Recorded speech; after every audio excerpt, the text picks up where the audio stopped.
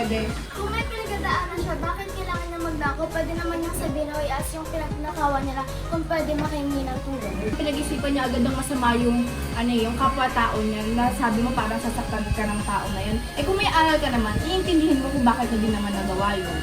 May posisyon ka sa room niyo, tapos may aral ka pa. So syempre, pwede mo na siyang kausapin peacefully at patawarin mo siya. Tapos, wag mo siyang pag-iisipan ng masama na uulitin niya yung it's their choice naman kung uulitin naman na nila yun o hindi. Pero syempre, kung malakas naman yung pananampalataya mo kay Yahweh, bibigay mo na din sa kanya yun. Tsaka, huwag ka na din magtatanim ng sama ng loob. Si Yahweh na bahala sa kanya. Kaya kailangan patawad yung kasalanan ng tao. Dahil alam mo, naniniwala kang magbabawas siya. Kasi ano naman, di ba? Everyone deserves a second chance. Kahit ilang beses niyang ulitin, kung naawa ka talaga din sa tao, bibigyan mo siya ng second chance. Kasi si Yahweh nakatingin siya sa puso. Pero kung how sure, kahit kami, hindi din masasama. Ang point lang namin, magawa namin part namin. Yun, okay na yung si Yahweh na bahala kung ulitin niya. Kung wala siyang mercy, hindi wala na tayo ngayon kasi nagkasala si Dadan. Dapat doon pala tapos na yung tao. Pero the fact na nandito pa tayo ngayon, ibig sabihin, naawa siya sa atin, kaya niya binaba yung mga law. Pag sinumbong mo sa teacher, pwede niyang ipatawag yung mga magulang at makausap. At pag nakausap mo yun, hindi ka na aawain pa pag yung mismo magulang na yung nakausap mo.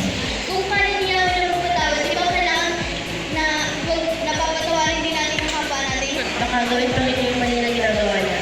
Kailangan meron tayong aral din. Yung aral na yun, pag pinasukan natin ang aral yun, naniniwala ako na kahit ang tigas ng ulo, kahit ang matigas ng tao na yun, kapag pinasukan mo ng aral, kahit paano may mag-realize siya.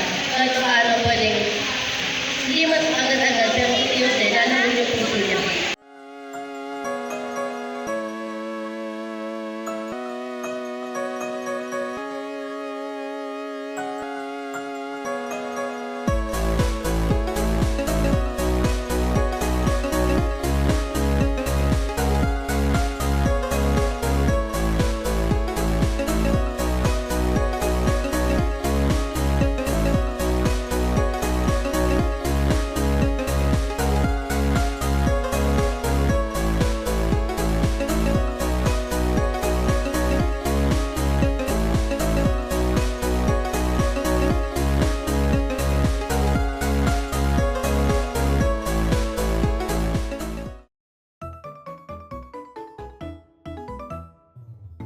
Ngayon ipinamamanhik ko sa inyo, mga kapatid, sa pamamagitan ng pangalan ng ating makapangyarihan na si Yahweh, na kayong lahat ay mga salita ng isa lamang bagay, at huwag mga karoon sa inyo ng mga pagkakabahagi, kundi kayo'y mga lubos sa isa lamang pag-iisip at isa lamang paghatol.